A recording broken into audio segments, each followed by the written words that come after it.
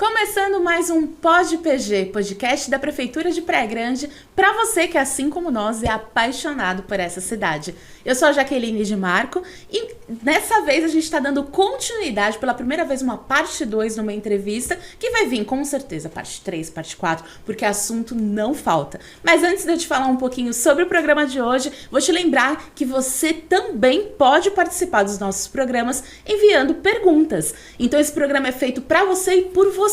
Fique ligadinho em todas as redes sociais da Prefeitura, é tudo @prefpraiagrande, onde a gente abre sempre caixinhas de perguntas, a gente avisa quando vai ter um novo episódio para você participar, enviar suas dúvidas, sugestões, reclamações, a gente ouve tudo e responde, fica tranquilo.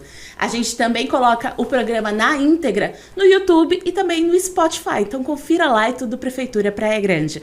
Mas sem mais delongas, eu tô aqui com o prefeito de Praia Grande, Alberto Mourão, que vai falar um pouquinho mais sobre os assuntos que faltaram no último programa. Tem muita coisa ainda para falar, né, prefeito? O senhor conhece muito a cidade e sabe um pouco de tudo, né? A sensação que eu tenho é que o senhor conhece Praia Grande de ponta a ponta, toda a história. A sensação que eu tenho é que o senhor vive Praia Grande, não é isso? Olá, tudo bem? Aqui é um prazer voltar para o programa, mas de fato acho que eu consigo visualizar, fechando os olhos, eu consigo enxergar no tempo e no espaço. Eu consigo, cada vez que eu comento algum assunto, minha cabeça volta imediatamente no tempo lá. Eu falava ontem com o pessoal do comando da Polícia Militar Regional, falando sobre os problemas, e falando sobre habitação, e eu falei assim, Praia Grande tinha mais de 1.000 pessoas morando em Palafita, e ninguém lembrava. Aí eu começo a pensar lá no Rio. Agora lembrei lá do Rio Tinga, na frente da Cidade da Criança, aquelas palafitas ao longo do rio. Não dá para não esquecer as palafitas do canal do Praião, ali no Tudo de Baixo. Quem mora lá, os mais antigos sabem disso. Então é como se eu tivesse a percepção, né, de todo o meu corpo humano, porque a cidade é um corpo, né? Sim. Que tem canais, que são nossas artérias, né? Tem toda uma estrutura e que você precisa ter essa percepção do quanto isso é sistêmico e quanto isso pode impactar na qualidade de vida positivamente ou negativamente. A gente que é moradora antiga, a gente vê essas mudanças, né? Até o senhor comentou isso, e eu sou do Quetude, e eu desde pequena moro lá. E é engraçado, esses dias eu estava conversando com a minha família, como mudou, bairro é outro, a feira era na rua, hoje em dia é confinada. O senhor e a sua equipe realmente mudou a cara de Praia Grande, né? E olha, eu vou falar para você, voltando ao assunto do corpo humano. Se você não toma banho, você vai ficar doente. Sim. Se você não come a coisa adequada, você vai ficar doente. Se você jogar lixo na cidade ao extremo, a cidade vai ficar doente. Perfeito, é isso mesmo. Então, assim, se você polui excessivamente o ambiente, a cidade vai ficar doente. Então, a gente precisa perceber o quanto a gente precisa cuidar desse corpo chamado Praia Grande. E ter carinho, né? Amor por ele, né? Amor é se doar. As pessoas falam, eu tenho paixão, eu te amo de paixão. É um perigo, né? Eu te amo de paixão. Paixão é posse, é sentimento de você manda na pessoa, ela faz o que quiser com ela, né? Porque é o sentimento de prisioneiro. Amor é doação. Então, é óbvio que nós temos que amar a cidade, porque aí nós nos doamos no processo da cidadania. Nós nos entregamos a algo acima. Fazemos o sacrifício de não fazer algo que não deve ser feito, nos controlando para cuidar melhor, porque você ama ela. É verdade, é verdade. E voltando um pouquinho para os nossos temas, um assunto que todo mundo comentou nas redes sociais, porque eu não sei se o senhor percebeu, mas o seu programa foi um sucesso. Foi o mais assistido do YouTube, teve muito comentário, o pessoal comentou bastante, enviou novas dúvidas, pediu para responder as perguntas deles. Então aqui também no final, para você que está assistindo, não, fica antenado, porque sua pergunta provavelmente vai ser respondida hoje. E uma das coisas que o pessoal mais comentou foi a questão da saúde, né? Os projetos que tem para a saúde. Eu acho que inicialmente, prefeito, seria interessante a gente explicar como que é a rotina da saúde da cidade. Porque uma coisa que eu percebo muita gente ainda confunde, por exemplo, o Zafa como um pronto-socorro. As pessoas não entendem, né, a diferença. Como é que funciona o dia a dia da saúde em Praia Grande? A gente tem o sistema dividido em áreas, óbvio, né? Você tem a questão do primeiro setor que você cuida, que são as políticas públicas de vacinação, de controle de zoonose, todas essas partes que são fundamentais. É a prevenção, é aquele fato. Acabamos de ter aí uma crise de uma virose, né? Geralmente acontece muito no verão. Isso é fruto de falta de controle de manipular a alimentação, armazenar a alimentação, tá? Eu vou contar um espaço aqui rapidamente interessante, né? Agora, quando eu falo disso, eu me lembro. As pessoas foram muito contra a saúde da família, dando um viés de esquerda, de direita, não tem nada. É um sistema de saúde que procura entender as doenças de casa, né? E aí a gente vai falar um pouco sobre isso daqui a pouco, eu explico direitinho. Mas só para fazer uma parada nessa conversa. Contar uma paródia, não, contar um caos. A gente tinha recebido o programa Saúde da Família, eu recepcionei o pessoal aqui no gabinete, me lembro, tem uma recepção bacana, com esses caras que tinham vindo de fora, né? E meses depois eu me deparei com uma visita, né, de um dos médicos.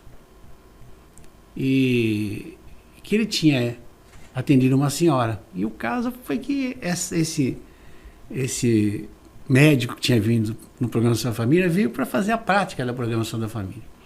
E uma senhora ali na Vila Sônia, quase que todo dia estava indo na unidade com problema de diarreia. Tá? E chegou a hora que estava preocupado, né? Que ela não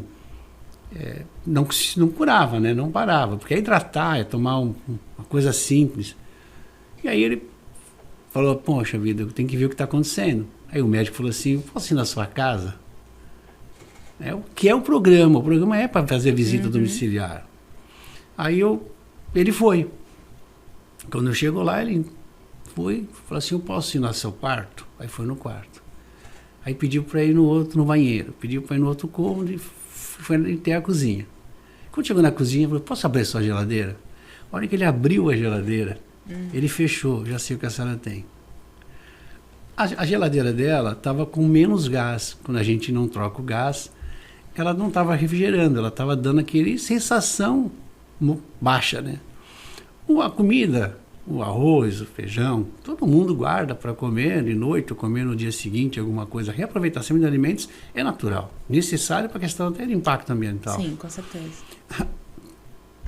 Ela estava comendo a comida já azedada, já estava com problema. Então, quando ela comia, ela tinha os problemas intestinais. Você vê que mais do que só o remédio, era acolher. O acolhimento é fundamental. Entender todas as esferas, E aí, dentro desse aspecto, eu quero voltar à questão da zoonose, da controle da vigilância sanitária. A partir do momento que alguém produz um produto para vender na praia sem o devido cautela, que alguém vai comer essa comida, fatalmente vou ter um volume excessivo de problemas, né, nesse gênero. Como também, se eu ser animal, não tiver a devida cuidado de o que eu vou comer, o que eu vou consumir, as cautelas, é óbvio que vai acabar acontecendo. Aí depois você joga na conta do poder público. Aí voltamos àquela coisa de entender a cidadania, entender qual é o seu papel. E a cidadania começa nesse aspecto já. Quando você fala, eu não vou fazer isso porque eu posso me prejudicar a mim e aos outros. Esse é o processo. A gente vai ver maravilhosamente bem. É utopia? Não. É uma coisa que nós temos que perseverar para que a gente possa melhorar o mundo. Perfeito, é verdade. É cada um entender o seu papel e que ele é importante nesse processo, né? E aí, vamos voltar ao assunto então, você tem a zoonose, depois você tem essas políticas em entorno, vacinação, tudo. E aí você tem a unidade básica. O corpo humano é que nem um prédio, que você começa a construir ele a partir do seu nascimento. Com a ajuda da sua família no início, né, nós temos nosso instinto animal. Mas é óbvio que se eu chegar aos 20 anos, aos 18, 20 anos, com uma estrutura deficitária, é óbvio que eu vou conviver como se fosse um prédio que está em pé, mas vive em manutenção por problemas estruturais. Sim. O problema começa aí. Eu tenho que chegar na idade adulta melhor. Por isso que eu sou um defensor da saúde da família. Porque o pronto-socorro, o que ele faz? Ele tira a sua dor. Mas a origem, às vezes, já se tornou crônica. Você vai ter que administrar o problema. Ou então, porque eu, na verdade, verdadeiramente não cuidei, né? Eu tive um infarto, coloquei stent, mas por quê? Porque eu não cuidei da minha alimentação, eu não fui cuidar da minha alimentação. Então, a prevenção é necessária. E depois tem doenças que você, infelizmente, vai ter que conviver. Hipertensão, diabetes, são doenças que acabam, em decorrência do nosso comportamento, acabam sendo crônicas, né? Você não só vai depender do remédio, mas você pode ter uma dose de remédio menor. Então, quando você vai para a unidade, ela vai na unidade básica, você tem fazer as palestras, reuniões, tem as academia de saúde da família. Para quê? Para que você seja incentivado a fazer caminhadas, a conviver, reduzindo essa doença, o impacto da doença no seu corpo. Então, o papel do programa das unidades básicas é o sistema onde você cuida melhor dessas pessoas. É uma questão de obrigar, não é obrigar, né? Mas a gente não tem como obrigar, mas as pessoas têm que fazer o pré-natal. É fundamental para que a gente possa ter um parto sem risco. É necessário que a gente cuide da mãe também, né? As pessoas às vezes não fazem o pré-natal e a gente tem estatísticas que não são adequadas de mortalidade infantil. Tá? A gente, durante o pré-natal, vai identificar se é um parto de risco ou não. E óbvio que outras cautelas terão que ser tomadas. Então, assim, esta parte que é a básica, ela é a que mais vai tirar o cidadão da porta do pronto-socorro. A gente ainda faz política de muita emergência no país.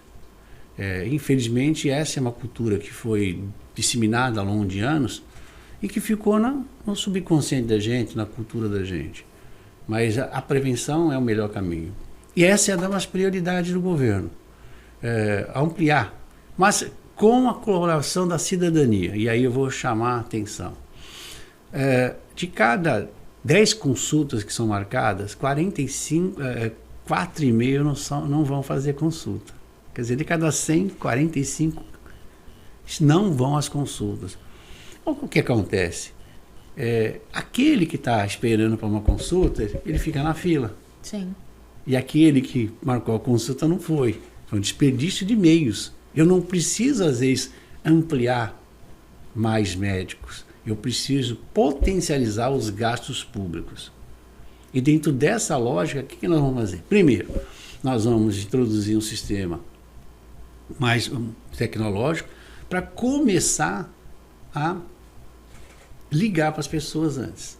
Mudar a pessoa. Se ela não vai, ela tem que ter a cidadania. Eu não vou na consulta de terça-feira que vem. Beleza, vamos colocar outra pessoa no lugar. Eu aproveitei o mesmo profissional para fazer mais consultas. Então o que eu vou fazer? Eu vou atender mais gente, diminuir filas, e aí a gente consegue melhorar muito o sistema. 2, a gente precisa também dar uma melhor orientação, é acolhimento. Nós falamos de acolhimento agora há pouco. Verdade. Acolhimento é em todo o círculo do sistema. Não é só acolher, não é abraçar. Acolher é muito mais do que isso. Eu posso te abraçar e ao mesmo tempo ter um sorriso amargo, né, nas suas costas. Verdade. Eu tenho que te acolher no sentido de ser humano, se doando, acolhendo, orientando, sensibilizando, né, tendo empatia com os seus problemas.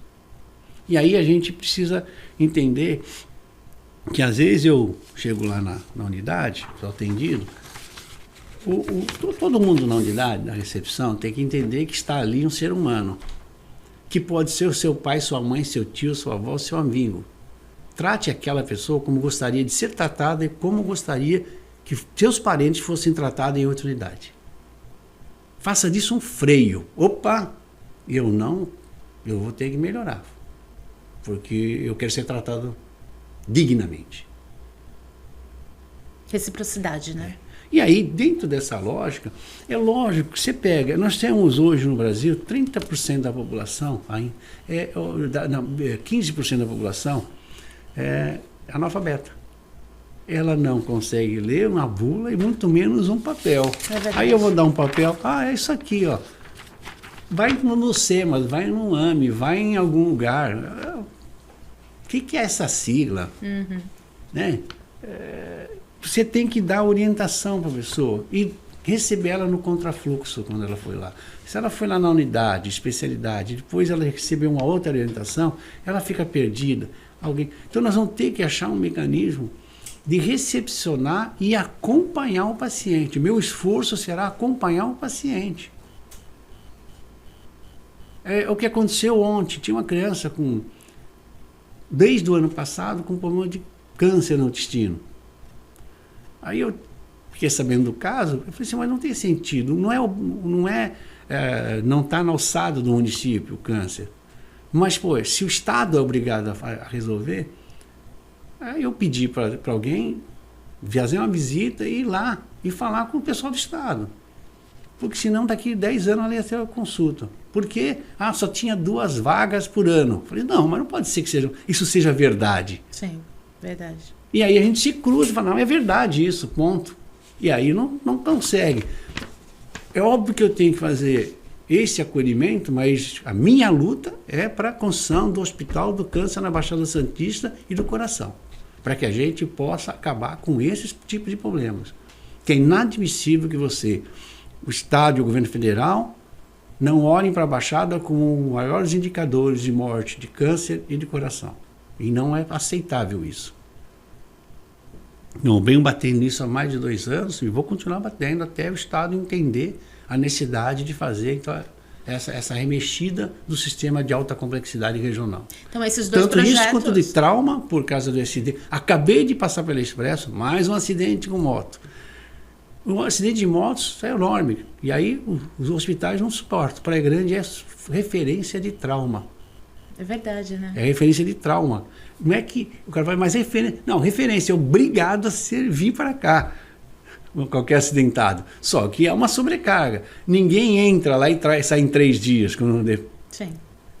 E alto custo, demora, porque você tem que ter a prótese, tem que ter pino, tem uma opção de gastos, que o usuário maiores gastos é na trauma, na neuro, que é o paciente de longo prazo, de permanência também. São 2 referências que foram determinadas para serem aqui em Praia Grande. Mas na contrapartida o Estado não está fazendo o seu papel, nem o governo federal. Bom, aí eu volto para a saúde básica, né? E aí dentro desse problema da saúde básica a gente quer reformular, quer fazer o aplicativo também, né? Não é bem um aplicativo, a gente vai mandar uma mensagem para você avaliar o serviço, para que a gente possa calibrar o serviço. Aonde está funcionando, o que não está funcionando, para a gente poder melhorar a prestação de serviço. Porque eu volto a falar, todo mundo fala para mim, a classe médica, os caras mais que conhecedores da estrutura, para quem tem as melhores estruturas da Baixada. Se não a melhor, ela está ali pareando com uma cidade só. Mas ela precisa melhorar esse desempenho de forma sistêmica. Porque o corpo, quando ele funciona de forma sistêmica, ele vai bem. É verdade. Quando a estrutura pública funciona de forma sistêmica, cada um sabendo do seu papel, cada um acolhendo adequadamente, a gente pode melhorar muito drasticamente o sistema de saúde. Então, assim, eu sou apaixonado pelo sistema básico porque eu entendo que eu tenho doenças que é do meu comportamento, mas não tinha essa consciência lá embaixo. Eu tenho. Estou falando eu, Mourão, entendeu? Eu sei que vou administrar e estou administrando ela, mas é consequência lá de trás, não é de hoje. É consequência da vida, da rotina que a gente tem, né? Outro projeto também, dentro dessa parte da atenção básica, que eu vi que tem no plano de governo do senhor, é a questão da entrega de remédio em domicílio, né? Então, outra coisa que a gente vai... No começo, imediatamente, a gente vai... Agora nós estamos reformando as equipes, mas a ideia é que a gente tem que achar uma saída rápida para o problema disso. Essa semana passada já tinha uma farmácia fechada. Porque antigamente você... até há 4 anos atrás, 5 anos atrás, tinha enfermeira ali na farmácia. Começou aí uma uma ação do sindicato dos farmacêuticos que cada farmácia tem que ter um profissional da área, né? Profissional da área. Mas ele não prescreve, ele não vai dar injeção, não vai fazer nada. Ele vai só entregar o remédio, vai aviar a receita como o balconista da farmácia faz. Essa é a realidade, né? Só que com isso, fecha a farmácia, não tem ninguém para entregar o remédio para o paciente. Nós vamos ter que achar uma saída para isso, porque você não fabrica profissional. Ele está lá, e você não contrata mais do que você tem que usar, senão é um desperdício de meios. Então a gente vai ter que fazer uma nova dinâmica, já estou analisando a possibilidade da farmácia ser subordinada a outra farmácia, de forma que ele possa trabalhar de manhã num lugar e de tarde na outra, para que a gente temporariamente consiga equacionar e nunca ter uma farmácia fechada, para depois desembarcar no estudo mais aprofundado da logística de centralizar todo o aviamento da receita, que é a separação do remédio da receita, né? Foi prescrita, ela vem por via sistema de informatizado, chega na central, separa o remédio, envelopa ele numa embalagem e manda para entregar em casa ou entregar na unidade. Então a gente vai começar a centralizar. Com isso, você tem um outro ganho, né? A gente às vezes compra remédios em casa, né? Ou recebe do poder público uma caixa com 20, 30 cápsulas e vai usar nem um terço disso. É verdade. E vai vencer. Então você vai jogar no meio ambiente aquilo, no lixo, que não poderia, lixo. Eu vou pedir aqui um favor para vocês, remédio, coloca num saquinho em casa, remédio vencido, e leva na farmácia, que a farmácia tem a obrigação de receber, e a prefeitura passa lá com o que nós chamamos de lixo séptico. A gente vai coletar todo esse material, a prefeitura passa constantemente na coleta de lixo séptico. É fundamental, é obrigatório, porque vai para um destino diferenciado, é levado para São Paulo, numa usina que é de tratamento, e isso é custo alto, mas a gente precisa ter essa percepção. Se estivesse jogando seringa, todos esses materiais aí, nós estaríamos boiando na praia, nós estaríamos contaminando o subsolo. Então é necessário que você entenda isso. Pega essa separação e leva. E a pilha também pode levar lá na farmácia. A pilha leva na farmácia, que a gente melhora bastante essa questão do destino. Bom, a gente estava falando da entrega de remédio. Da entrega do remédio. E aí na entrega do remédio, é lógico, isso você vai diminuir o gasto com o paciente, per capita paciente, você tem capacidade de aumentar esse investimento. Porque a partir do momento que eu compro uma caixa de remédio e consigo atender 2 ou 3, né, sem faltar remédio, eu melhoro a quantidade de pessoas que podem ser atingidas. Eu também posso ter mais capacidade financeira para fazer mais coisas. Então, essa é uma das medidas. A outra, é lógico que a entrega em casa facilitaria bastante as pessoas. É tecnologia, né? Sendo usada a favor da população, né? Se você olhar, parece que é um espaço-tempo muito longo. Não é um espaço-tempo muito longo, né? Para vocês que estão nos vendo agora, até 2020 a gente teve a pandemia, né? Então, virada da chave 19 para 20, fevereiro começou, né? Nós estamos aí há 4 anos depois, né? Parece que é uma eternidade, não é? Porque naquela época, pouco no delivery, mas a pandemia fez o delivery correr. É verdade. Muito. Tá? As pessoas precisavam consumir, não podiam sair de casa, e aí se estabeleceu o delivery, permitindo restaurantes e bares ficarem abertos, produzir material para sobreviver na época. Isso fez o mundo se adaptar. Como isso que nós estamos fazendo é um pouco do fruto de lá de trás. Né? As reuniões, né, por Skype, reuniões por todas as ferramentas que tinham disponível. Então, que nem, acho que a Covid era uma guerra, e as guerras acabam provocando avanços tecnológicos. É verdade. Tá? Com certeza. A corrida para enfrentar o inimigo, né? E a gente enfrentou o inimigo e criou novos mecanismos, novas culturas, nova relação humana, porque eu passei me acomodando de que agora eu posso chegar em casa de noite e tranquilamente chegar, receber a pizza, receber um prato de comida bem diferenciado. E dentro dessa lógica, talvez essa coisa seja mais fácil de ser implantada hoje, porque você tem mais disponibilidade de profissionais na área. Ela veio para ficar, né? O que nós chamamos de motoboy, né, de entregador, ele veio para ficar. A gente precisa regulamentar para melhorar a vida deles, para ter eles como profissionais, né, como autônomos, mas com garantias de seguro de saúde, com garantias que eles possam ter de aposentadoria, opção de fatores, melhoria da condição de trabalho. E aí, dentro aspecto, eu acho que a gente vai melhorar. E eu quero fazer um parênteses num dos programas aqui, que para esse grupo de pessoas, a gente vai conversar e dialogar com o iFood, conversar com os segmentos dos aplicativos que concentram esse serviço a de gestão entrega, né? de serviço de entrega, para discutir com eles a possibilidade de fazer pontos de apoio na cidade. Legal. Porque eles não têm um lugar para ficar sentado, não tem um lugar para eles usar um banheiro, não tem um lugar para ficar, enquanto eles esperam a chamada de qualquer comércio que possa ter. Então, pelos meus levantamentos, seriam ter 3 a 4 pontos de apoio, estrategicamente, geograficamente distribuídos na cidade. Então, a gente quer conversar com os aplicativos, para que eles colaborem nessa construção desse espaço, conversar com o governo através do pequeno empreendedor, o microempreendedor, para que a gente possa, em conjunto com os dois, construir esses espaços na cidade, Muito melhorando legal. o trabalho. Muito legal. Dá dignidade para o trabalhador, agiliza o trabalho e ainda mais que a gente tem essa intenção, né, de utilizá-los até para outros tipos de serviço. Uma outra área também da saúde que o pessoal sempre comenta e muitas vezes não sabe como funciona é o hospital, né, o Hospital Irmã Dulce, que é 100% SUS, não é isso? Aí nós passamos da saúde básica para a especialidade. Exatamente. O percurso é esse.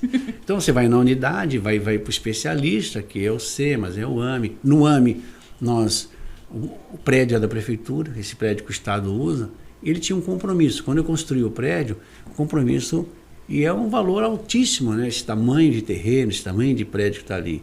Só que eles tinham um compromisso de 9 mil procedimentos mês para a gente, 9 mil consultas e exames. Hoje eles estão entregando 1.800.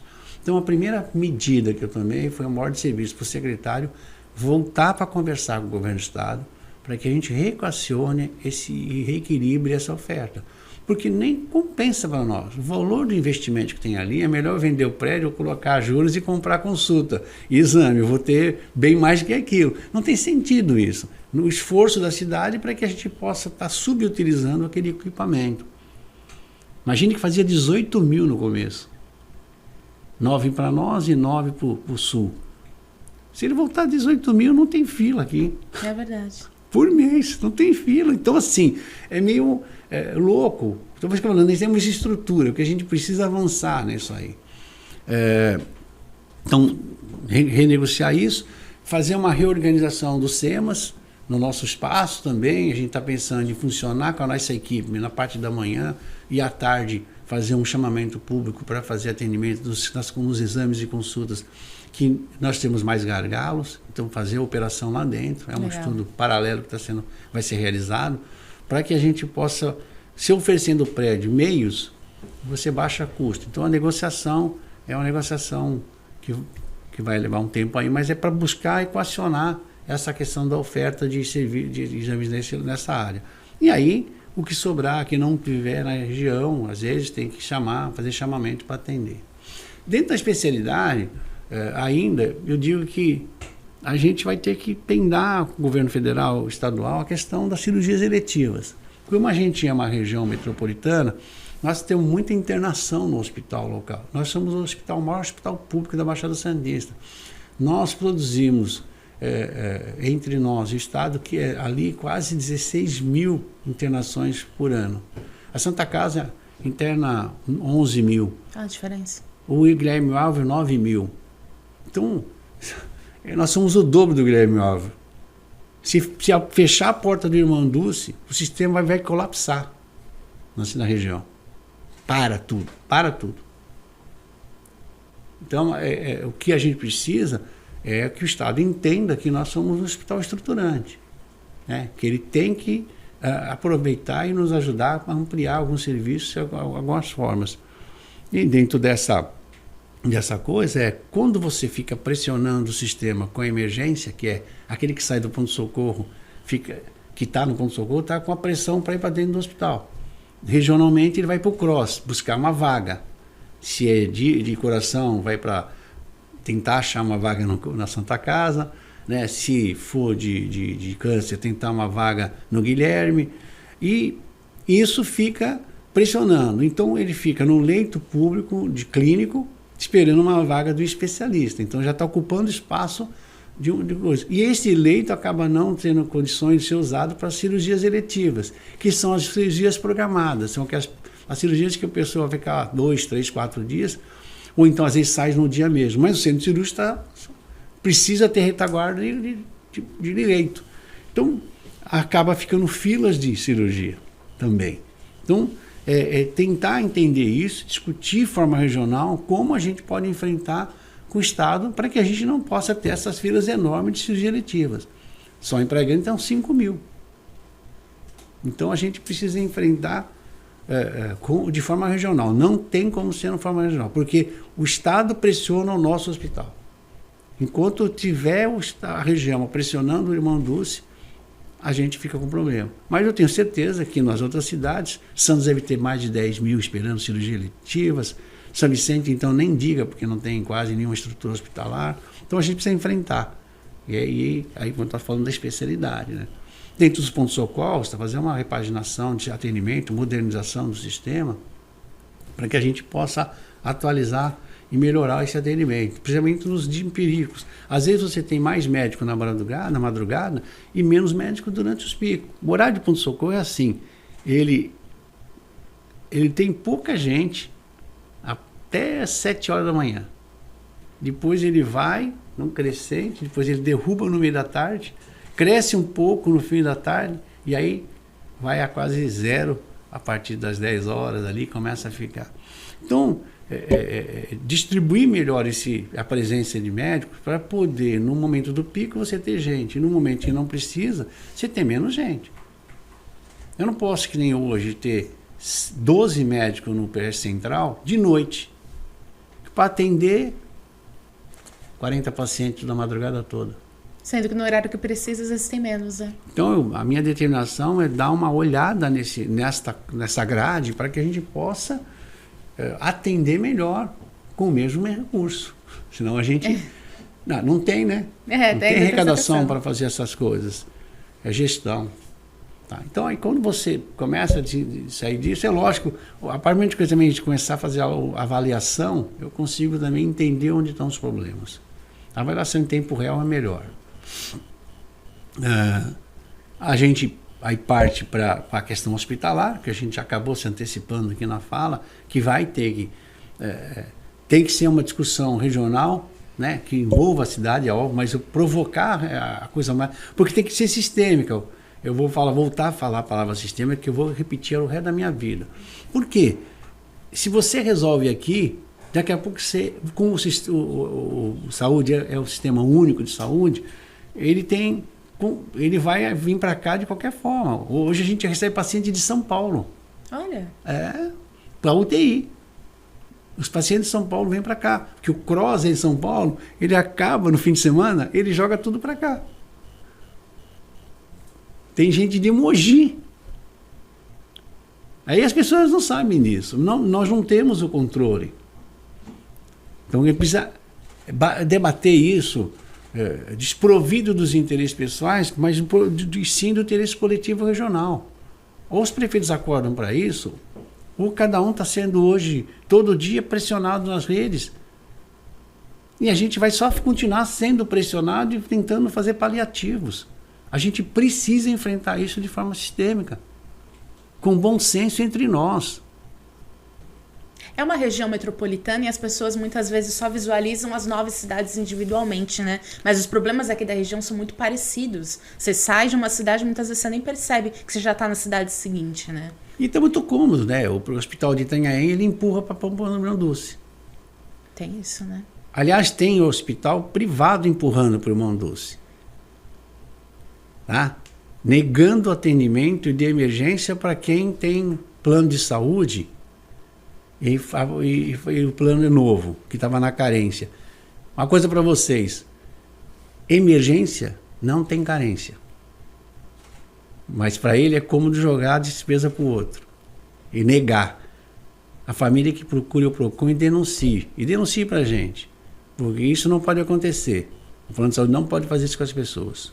Perfeito. E o senhor tinha antecipado, então, que o senhor segue na luta, então, para trazer também o Hospital do Coração, o Hospital do Câncer. O senhor também continua também na luta para trazer um hospital universitário aqui para a cidade também? A gente está fazendo estudos para que a gente possa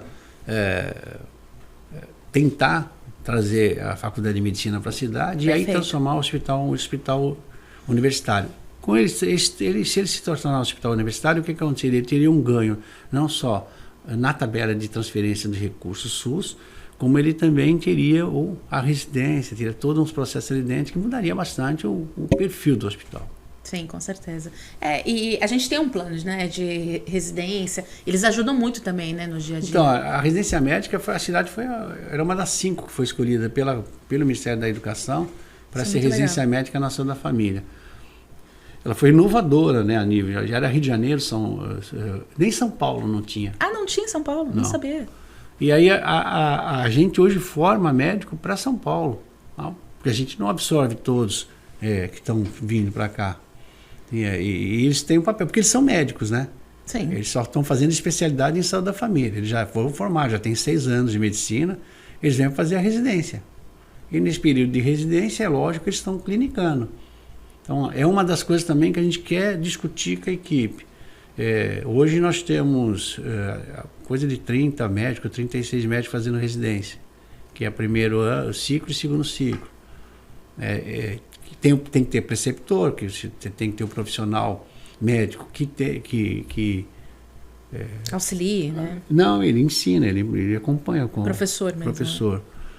E a gente precisa fazer com que a gente distribua melhor eles pela cidade. É isso que vamos tentar discutir isso com eles.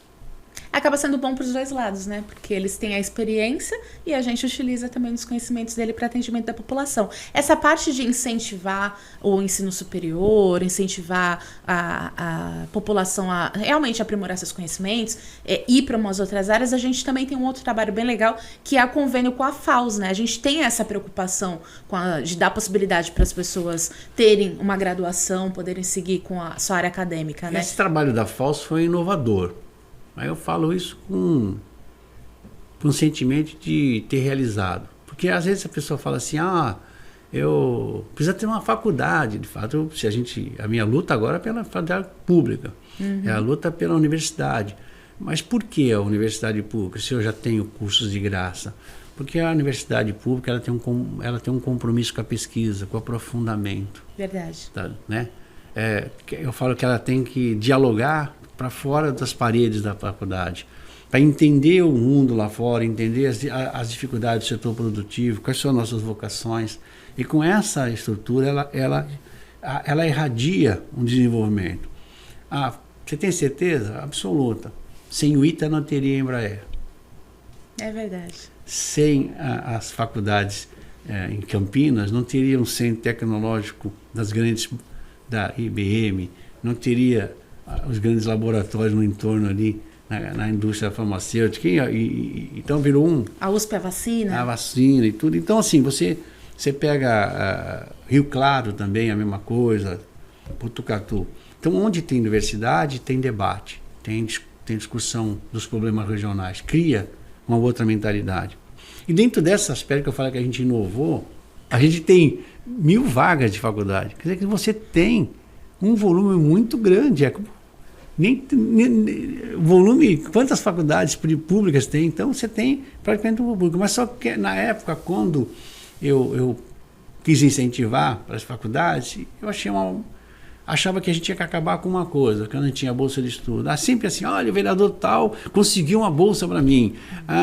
Entendeu? E eu também queria enfrentar um problema daquele, eu sou pobre, né? E aí tem uma condição socioeconômica menor. E eu falei assim, eu quero transformar essa coisa de forma automática e sem QI, quem indica, e sem QI de capacidade intelectual. Aí a gente fez um modelo inovador. Quem mora em Praia Grande, que fez ensino médio público, estuda uma escola pública, ele já provou que ele é uma pessoa que está vindo numa condição socioeconômica adversa. Ele não consegue pagar o colégio particular. Automaticamente, ele já provou a sua condição socioeconômica, não precisa burocracia. Que esse histórico escolar ninguém vai falsificar. 2, se ele passou no vestibular, ele provou que não é quem indica, mas a capacidade intelectual dele de se passar no vestibular entre os primeiros colocados. Então ele já acabou com isso. E quando ele mostra o histórico escolar, ele prova a residência em 3 anos na cidade. E eu não preciso ficar aí dando jeitinho de ficar provando outra coisa. Então, um documento único, eu respondo por tudo, né? E aí, a ideia era tentar fazer com que alguém absorvesse e viesse para cá. Na época, quando se calibrou, eu falei assim, nós vamos fazer o seguinte, agora é usar o lado empresarial, né? Todo mundo sabe que quando uma classe de 50 termina no 5º ano com 20. É verdade, sempre diminui. Né? Eu falei assim, bom, mas eu te garanto a vaga, eu estou garantindo para ele uma condição de que ele vai ter o recurso. Mas agora é o seguinte, se a tua mensalidade é 800, vai ser 400. Para mim vai ser 400. Então, na realidade, a prefeitura fez o chamamento calibrando essas posições todas que eu falei anteriormente. E aí a gente tem administração, tem contabilidade, tem enfermagem, fisioterapia, tem pedagogia, publicidade e propaganda e sistema de informações. A gente tem bastante coisa disponível. E aí vai entrar logística, gestão pública, recursos humanos vai entrar também. Então, assim, as pessoas às vezes não têm informação para disputar o vestibular, né? É verdade. Não sabe que tem essa possibilidade, né? É. E o senhor tinha comentado essa questão, né? Até justificando, né, toda essa necessidade dessas pessoas especializadas, o crescimento e tudo que tem planejado aqui para a região, que é uma região portuária, é uma região que tem, como o senhor comentou, a gente se beneficia também de uma certa forma de Santos, mas eu sei que tem projetos do senhor para a gente também absorver essa demanda, não é? Tem um projeto ali atrás do Litoral Plaza da gente ter um porto de passageiros, não é isso? Espaço tem energia diferenciada, um momento é outro, né? É óbvio que a cada momento as coisas vão se mudando e a gente vai sentindo a necessidade de você, com novas oportunidades, né, nesse momento que você está vivendo, de você ativar negociações com setores produtivos. Tem que tentar. Com certeza. Tem que perseverar. Eu não desisti do Andaraguá e quero continuar. Ainda tem reunião a semana que vem, pedir para vir. Eu acho que a prefeitura se afastou muito disso ao longo desse tempo. E a gente precisa retomar com o diálogo com o empresário, ver quais são os problemas que ele está passando, para que a gente possa avançar, né? Ele é fundamental para a região. São 15 mil empregos que possam ser criados ali. Dentro do pier de atracação de navios de cruzeiro, há uma polêmica de que nós vamos tirar os navios de Santos. Não vamos tirar os navios de Santos. O que está acontecendo? O Porto de Santos, ele é um porto que tem um canal de 250 metros de largura. E esse canal, ele também não é totalmente de 16 metros de profundidade. Então, assim, alguns navios grandes que hoje tem de navegação de passageiros teriam uma dificuldade até de manobra nesse canal, possivelmente. Mas depois tem que o porto sempre teve uma briga com os navios de passageiro, porque o navio de passageiro tem prioridade de passagem no canal. Você tem muita dificuldade de usar ele no ano todo para os piers, porque conflita com a carga. A ideia é que a gente complemente o terminal. Perfeito. Que nesse período que a janela não é mais tão permitida, que eles fiquem em Praia Grande. E a gente complementando isso. Mas só vai no verão. Porque a gente não estimulou. Nós temos 8 mil quilômetros de costa. O Nordeste, no inverno é calor. Quer dizer, tem que ver que se eu não organizo, não estrutura perfeitamente esse turismo, é lógico que ele não vai crescer. Ele embarca aqui para ele ir para a Argentina, para ele ir para o Uruguai, para ele ir lá para o Chile. Ele pode fazer os percursos, os outros pacotes que acontecem em qualquer lugar. E nós temos que ser um ponto de referência. A Serra é um país de uma dimensão continental. Então, muita gente faz cruzeiro pelo mundo afora, partindo daqui para amanhã, para depois embarcar para diversos lugares. Então, a gente precisa pensar em ter essa possibilidade de ter um pier que pudesse abrigar esses navios. E daí trazer os navios maiores de cruzeiro. Com isso, a possibilidade abriu. A Disney é uma que tem dificuldade. Quem sabe ela vem com o navio dela, se interessa. Isso não é tudo uma mudança. Tá? Então, que a gente precisa tentar achar saídas para poder... Não vamos remar contra, que ninguém está tirando nada de ninguém. Nós estamos tentando gerar emprego. Emprego não tem endereço, tem necessidade.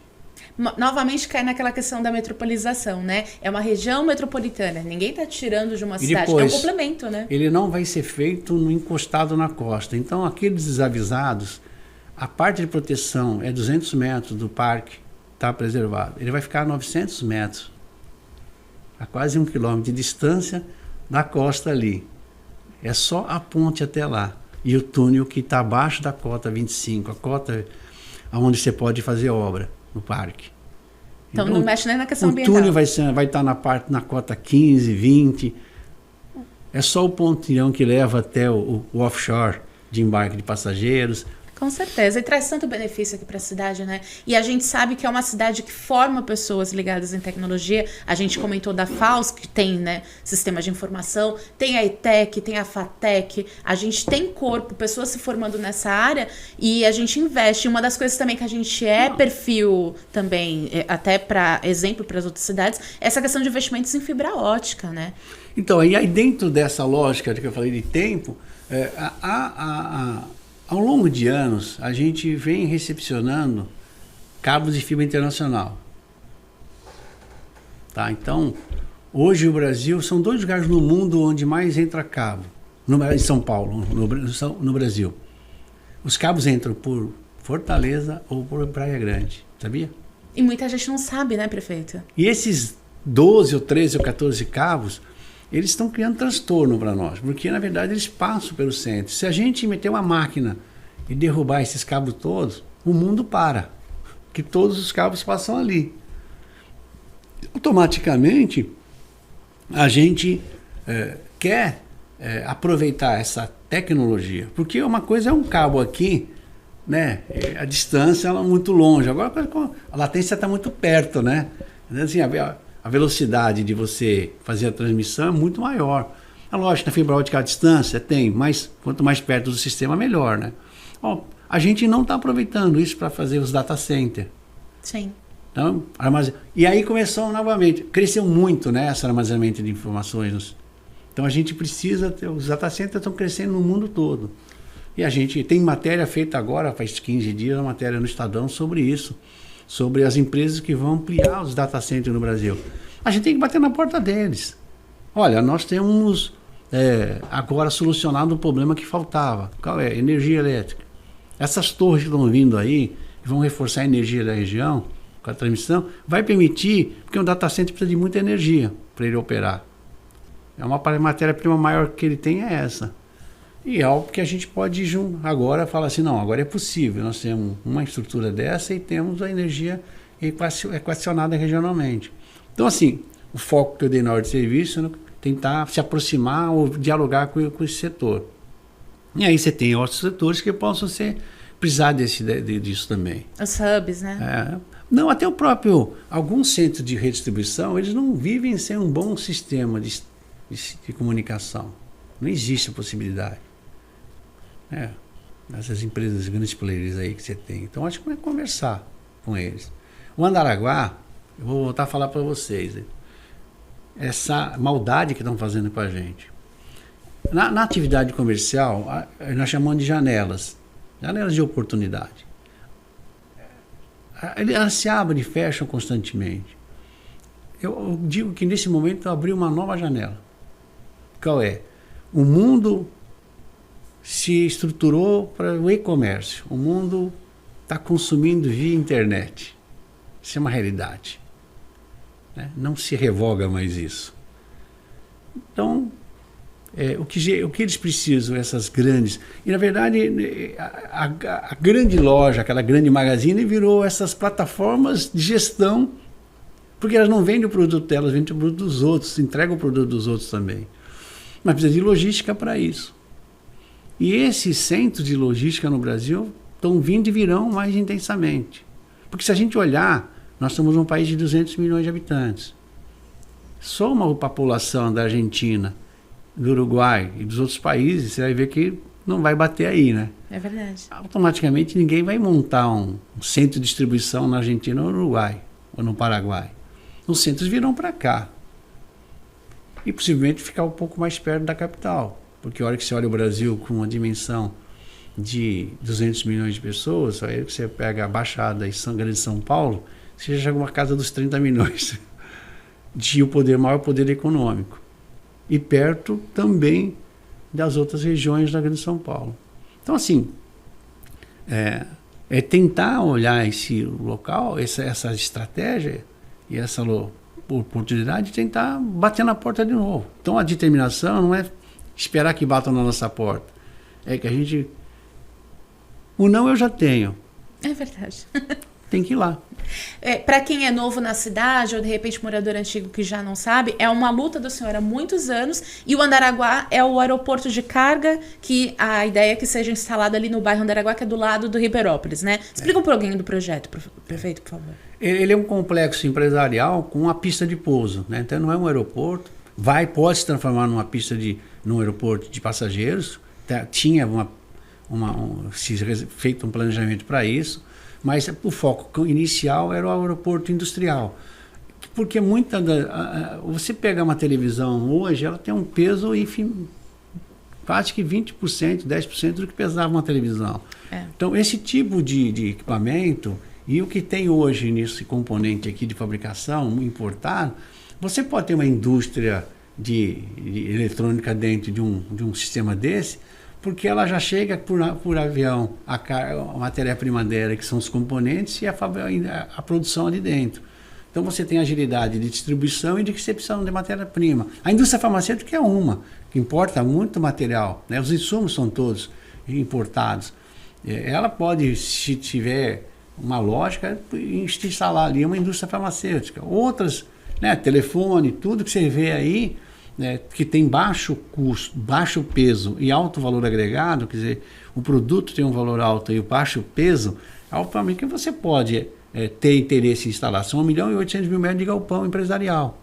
Então, com a pista que pode ser o incremento para eles. Uhum.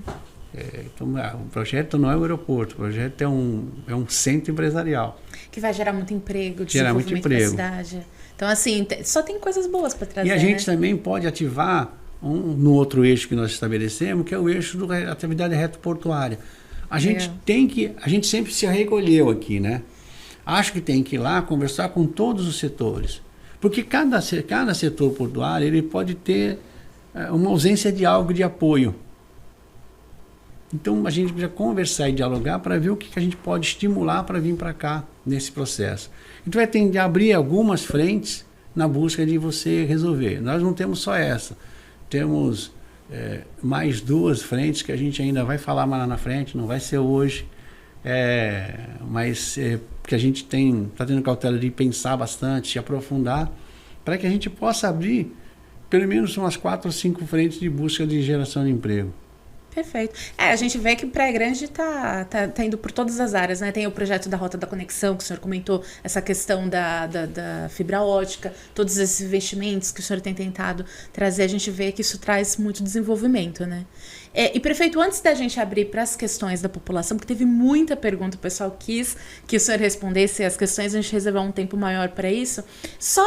A gente consegue falar um pouquinho sobre as suas ações previstas para o público animal, que também é uma área que a gente sabe que o pessoal pergunta muito, quer saber bastante, e o senhor é um defensor dessa área, né? Eu sei que tem projeto do Fundo Animal, de intensificar mais o blog da adoção, o hospital, o PA Pet. Fala um pouquinho.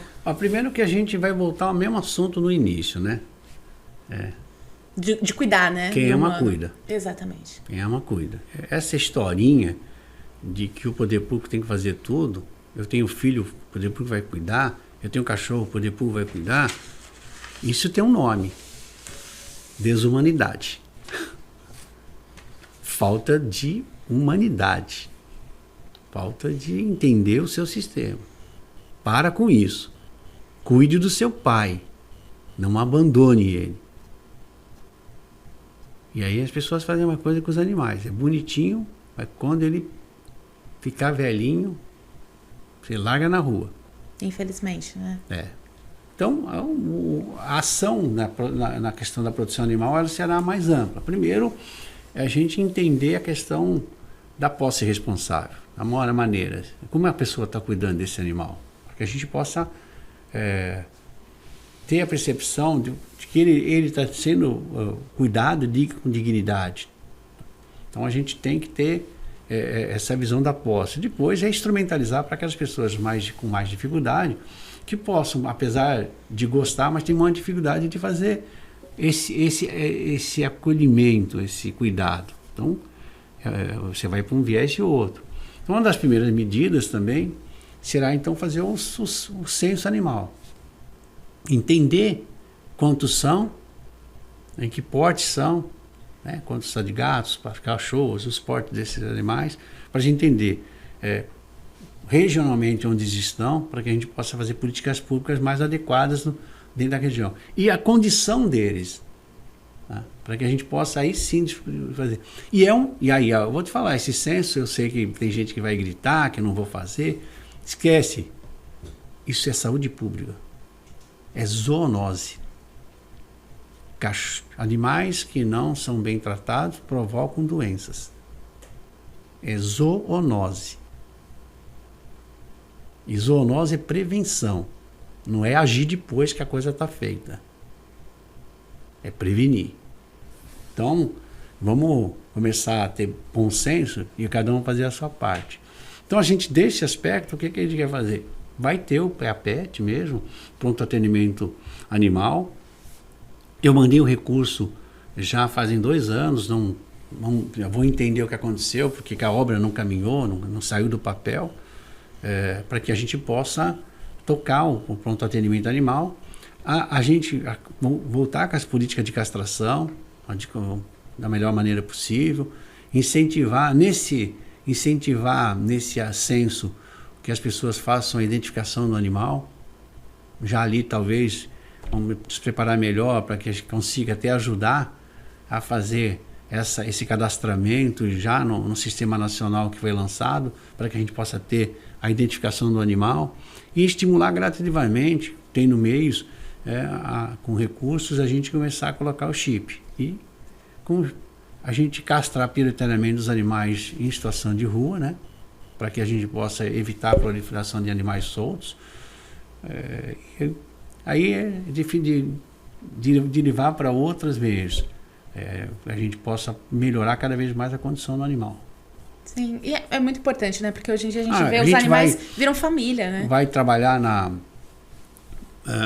num abrigamento. A ideia é que a gente cadastre as melhores entidades com a condição delas e dar suporte também de meios para que eles possam abrigar. Eu ainda gosto mais do caminho de a gente fazer parceria com os defensores, essas pessoas da comunidade da proteção animal.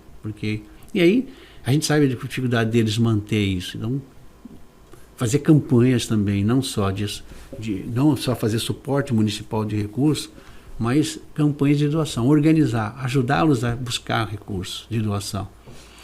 Nesse ano, no Carneiro, a gente já fez uma mudançazinha na transição, dando uma visibilidade maior. Não é o suficiente, a gente vai pensar numa coisa mais, foi coisa assim depois de eleição, mas eu quero estar muito perto de a gente achar uma maneira de ajudá-lo, mas também criar regras dentro desses abrigos para que eles possam ter decência, ter condições de qualidade para receber para serem bem tratados. Depois criar um site também público, mas com participação das entidades, para fazer a adoção. Então adoção, esse site pode ter tudo, pode ter adoção, perda de animais, para que as pessoas possam criar um local para entender onde estão os animais que ela perdeu. Então tem uma porção de detalhes no programa que vão melhorar bastante, né, o sistema. Isso é muito legal. A gente vê que o senhor tem um carinho muito especial pela causa, né? Por isso que antes da gente ir para as perguntas, eu quis colocar, porque eu sei que é uma coisa que o pessoal sempre pergunta e é legal mostrar que o senhor está sempre preocupado. E ainda mais com esses bichinhos que hoje em dia faz parte da nossa família, né? E, prefeito, a gente separou aqui as perguntas que faltaram da última vez. A gente está com bastante. Aí o senhor vê o que a gente conseguir aqui ao longo do programa para responder. O senhor está preparado? Então, vamos lá. A gente recebeu aqui a pergunta da @mazinha.cruz. Ela fala que contamos com o senhor para os bairros do lado do morro, para eles ficarem mais limpos e as ruas sem carros velhos abandonados. Tem alguma ação específica para a parte? Tem uma ordem de serviço para a Secretaria de Trânsito para vasculhar todas as ruas, identificar automóveis abandonados, porque a gente tem automóveis, tem caminhões abandonados, e cumprir o código, recolher para o pátio, para que eles não fiquem abrigo de problemas, né? Porque eles acabam sendo lugares para delinquentes se esconderem, então a gente prejudica bastante. Então, eu quero até pedir para ela, se ela conhecer onde tiverem, é só mandar para a ouvidoria e a gente determina. A ouvidoria já manda para a Secretaria de Trânsito, mas eles já estão com uma determinação para vasculhar a cidade e permanentemente observar a existência. E a população tem que começar a ter essa coisa de... Se o veículo ficou lá parado mais que 30 dias e não tem possivelmente dono, né, ou não conhece o dono, aciona o serviço de trânsito. Porque às vezes é alguma coisa que foi roubada e largada lá, né? Furtou, largou. É verdade. Ó, a @Célia Regina Oliveira, F. Oliveira. Ela pergunta: boa noite, o que o senhor vai fazer sobre os moradores de ruas que tem pela cidade? Eu vou voltar na outra pergunta dela, porque ela falou de limpeza, né? Nós vamos reeditar o programa que nós tínhamos, que é Ação Integrada. Era muito bom mesmo, né? Uma ação integrada, para vocês entenderem, às vezes num bairro, assim, as pessoas algumas pessoas não têm cidadania, né? Então, acabam arrancando placa de trânsito, né? Placa de endereçamento de rua. Eu ando pelas ruas, estou vendo o quanto levaram das placas embora. E é um buraco ali, é um bueiro entupido, capim, alguma coisa. O que a gente quer fazer? Levanta todos os problemas do bairro, nessa ação integrada, envolvendo diversas secretarias, mas não é ir lá fazer só. Isso vai fazer na rotina. É reunir a comunidade para discutir por que está jogando lixo em tal lugar, num terreno baldio. Começar a entender o quanto cada um de nós podemos ser fiscal, de evitar essa depredação para patrimônio público ou essa violência na questão do descarte de materiais. Então, é fazer uma provocação para que a gente possa melhorar a qualidade. Você anda, principalmente nos bairros, é muito material largado nas calçadas. As pessoas falam, mas aqui não é legal. Não é legal, mas, eu pego areia e deixo na calçada, pedra na calçada, tijolo na calçada, entendeu? Carro em cima da calçada. E quer depois falar que aqui, lá um tal bairro é mais cuidado? Não. A cuidado começa pela gente. Com certeza. Começa pela gente. Então, é despertar isso. Que você tem que mudar também. E com os moradores de rua, tem ações específicas previstas? É um problema seríssimo de Brasil e de mundo, né? É verdade. O pós-pandemia provocou um crescimento enorme. Nós sempre tivemos 80 pessoas na rua que não queriam ir para lugar nenhum. Mas saltou. Eu acho que a gente está na casa dos 250, 300 hoje. Pelo que eu ando por aí, isso me assusta. Tem um componente que tem atraído. Eu sei que tem gente que está... Com a vinda do Bom Prato, a Ocean, que havia ali na Oceana, Vicente Carvalho, eles começaram a ficar no entorno. E na Anhanguera, no Quietude, entendeu? Com o abrigo nosso, no Quietude, também provocou isso. Então, a gente se resolve um problema, arranja outro. Você precisava de um local para eles comerem mais barato, que era o Bom Prato, no fim, impactou. Tanto é que na passagem da campanha, o Bom Prato vai com aquele volante, é um carro, o veículo. A população de um determinado local do bairro lá começou a reclamar que tinha muita população de rua já, porque eles ficam esperando o dia que o Bom Prato vai. Então a gente percebe que a gente tem que resolver o problema de um novo abrigo com uma nova dinâmica para falar, não, você não precisa comer aqui, você pode ir lá para um lugar diferenciado, porque o problema não é eles comerem lá, é que eles ficam no entorno o dia inteiro. E aí é óbvio que eles ficam largados, aí vão fazer as fezes no meio da rua, vão urinar na rua. Aí começa um problema de saúde pública, né? Então, nós vamos construir um novo abrigo central, num local de quase nenhum impacto, com uma nova dinâmica. Então, ele vai ter que ter um modus operandi que permita avançar. Por exemplo, o problema de população de rua, uma parte, eles vivem com um cachorro. Então, eles reclamam que não pode ir para o abrigo. Então, ficam na rua porque não vão para o abrigo, porque tem que levar o animal, e não pode levar o animal. Então, eles vão ter espaço para guardar o animal. Legal. Um lugar para colocar os seus pertences também, carrinho, alguma coisa que ele tem, para ele colocar. Porque senão ele também não quer ir. Tá? E aí dentro lá, estabelecer algumas mudanças também. Eles não vão porque eles falam que não... lá tem muita regra mais rígida. Então vamos discutir qual é a regra que pode pelo menos equilibrar, né, um pouco do uso e costume dele com a possibilidade de ele manter a segurança dentro do abrigo. E aí é um abrigo que vai ter bateria de chuveiro, aquelas coisas todas. Eles vão ter que fazer algo lá dentro também. Vai ter salas de aula para eles poderem ser usados pelo AA, para que a gente possa incentivá-los a sair. Palestra sobre droga, vamos levar o Centro Pop lá para dentro. E também ele oferecer cursos depois de formação.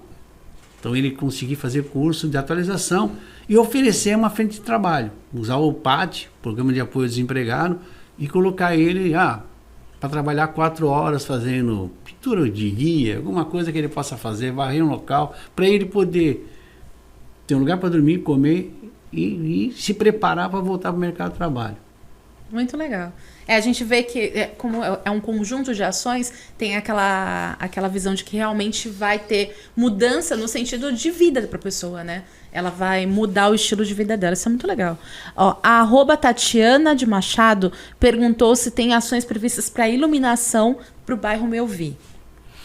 Nós vamos substituir todas as lâmpadas que não são de LED por LED. São mais de 20 mil lâmpadas.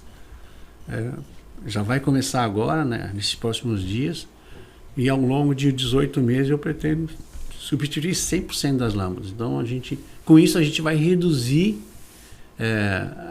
o consumo de energia. Mais do que isso, nós vamos aumentar em 2,5 vezes praticamente a luminosidade da rua. Porque uma lâmpada de 200 watts vai ser substituída por uma possivelmente de 100, 80.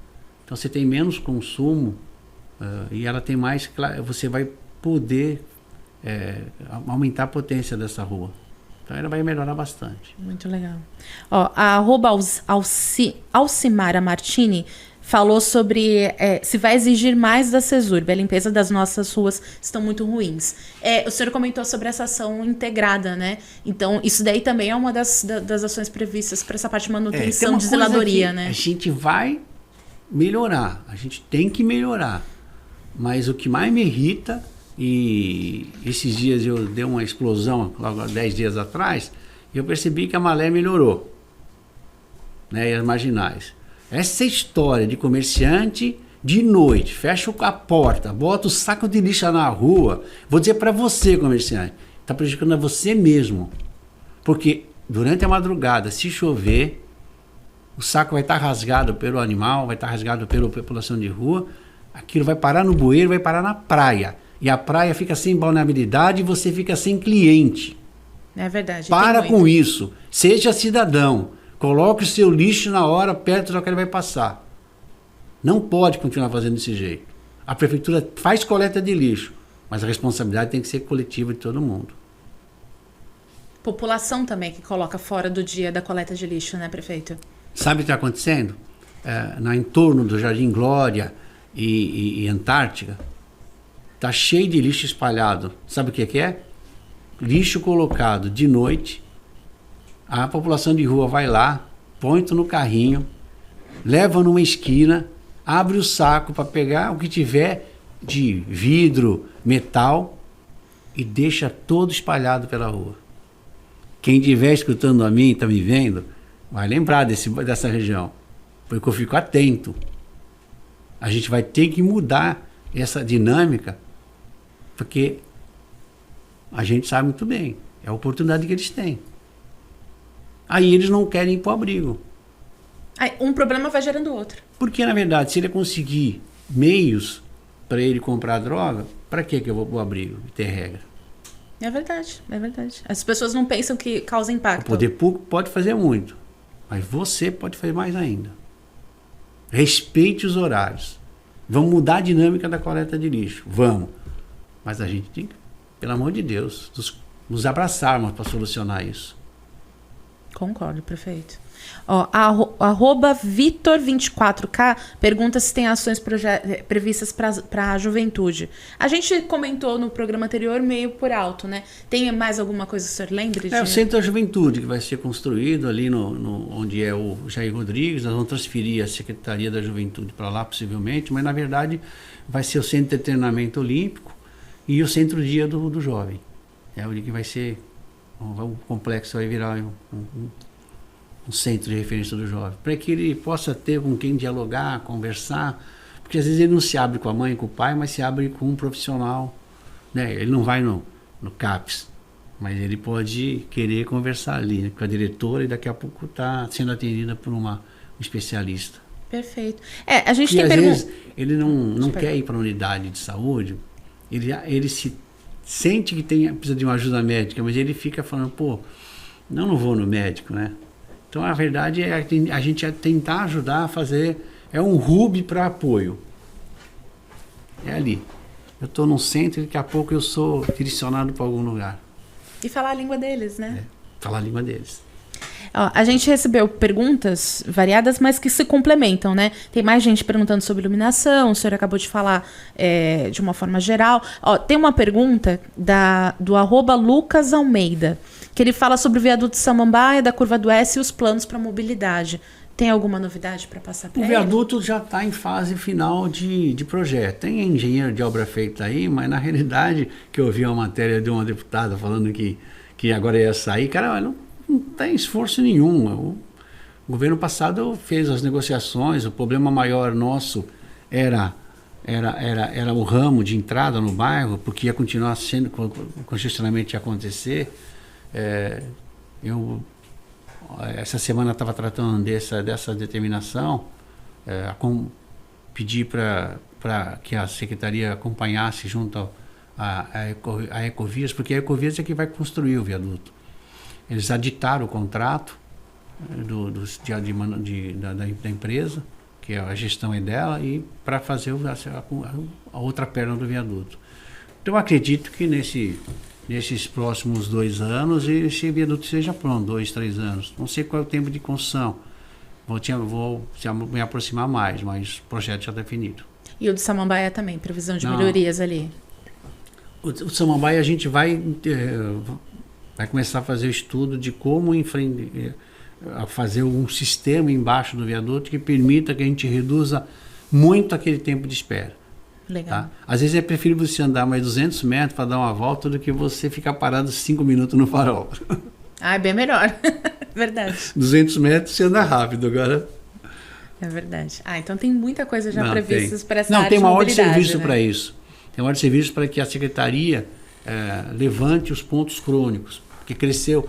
Existem duas questões. A população cresceu, né? Cresceu o número de pessoas que estão por aqui todo fim de semana, cresceu o número de populacional em mais de 50 mil habitantes, quase 50 mil. E uma coisa, cresceu o número de carros, porque as pessoas melhoraram a condição de vida, compraram mais carro. E o carro popular está mais fácil de comprar. Automaticamente você tem mais fluxo. Tá? Você tem mais fluxo, basta olhar a Expresso Sul, explodiu, né, de volume de veículos. É verdade. A determinação para a secretaria é que olhe agora, ela não pode ficar esperando lá, só fiscalizando. Então, estou provocando a secretaria para ir para a rua, olhar os gargalos. Sai como cidadão por aí. Pega o teu carro particular, não vai com a viatura, porque aí você vai ter prioridade. Vai para o carro comum, para no farol da Brasil com a Pernambuco e pergunta, pô, se é certo que eu fique 3 minutos parando aqui e não passa ninguém? Que o farol da Brasil não tem ninguém chegando, muito pouco. Então o tempo do farol é entender se você não pode mudar a dinâmica desses faróis para dar mais velocidade de andamento. Você reparou que às vezes você fica num farol, para um lado não vem ninguém, para cá tá mais. Então assim, pedir para olhar esses gargalos de faróis, você sabe muito bem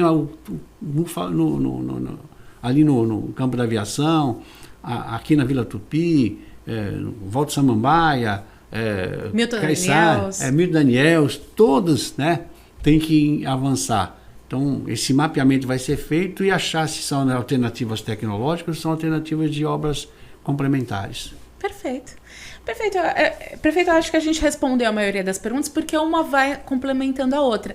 Mas, assim, assunto ainda faltou também. Eu acho que vai acabar rolando uma parte 3, hein, prefeito, do podcast. Vamos fazer. O senhor topa? Vamos. Perfeito. Então, assim, prefeito... É que nem aqueles filmes que deixa sempre a pontinha e vira uma Exatamente, deixa um gancho para a pessoa querer continuar assistindo. A gente vai aprendendo a fazer isso aí. Prefeito, então eu queria que o senhor deixasse uma mensagem para a população, falar um pouquinho sobre o que tem previsto, só o encerramento aqui. Eu só queria deixar uma mensagem de que a gente vai ter que superar muitas adversidades nesse primeiro ano, né? A questão orçamentária, a questão de fatores, mas eu estou debruçado sobre isso, debruçado sobre a questão do planejamento, para que a gente possa ter esses projetos que eu estou idealizando, possam caminhar a partir do momento que você definir, né, a estratégia, mas pedir para que as pessoas colaborem com a limpeza da praia, não evitando de jogar. Então a gente vai reeditar o programa Praia Limpa da Pé, para que a gente possa efetivamente conscientizar as pessoas. Nós vamos fazer a nossa parte, vamos comprar novos equipamentos, vamos peneirar a areia, mas pelo amor de Deus, né? Se a gente puder não gastar esse recurso e evitá-lo, a gente poderia fazer um grande serviço à sociedade, porque tudo isso custa, e aí falta em outro lugar. A pessoa fala, muito simples falar, mas tá. Colaborar com a questão ambiental, na questão do lixo, com a reciclagem, quer dizer, despertar para a cidadania. Nós vamos divulgar bastante os eixos de governo para que as pessoas entender que, se eu não chamar um eixo de X, mas eu não disser por quê, aí as pessoas não vão saber qual é o objetivo que você quer alcançar. Então, nós vamos divulgar bastante depois para poder abrir a consciência coletiva e a gente melhorar cada vez mais a cidade de Praia Grande. Bom 2025 para vocês. Obrigada, prefeito, pela participação. Volte sempre, né? A porta está aberta, a gente já sabe que vai ter uma continuação. E você que está assistindo, gostou do programa? Comenta com a gente. Então, assim, não esquece, você pode participar do Pod PG através das redes sociais da Prefeitura. É tudo @Pref Praia Grande. O programa completo, volta a lembrar, tá no Spotify e no YouTube. Participa, comenta lá, a gente olha todos os comentários. O prefeito falou que olhou os comentários também. Então, você está sendo visto, está sendo ouvido, porque é essa a nossa intenção. E a gente volta a se ver na próxima edição. Até lá!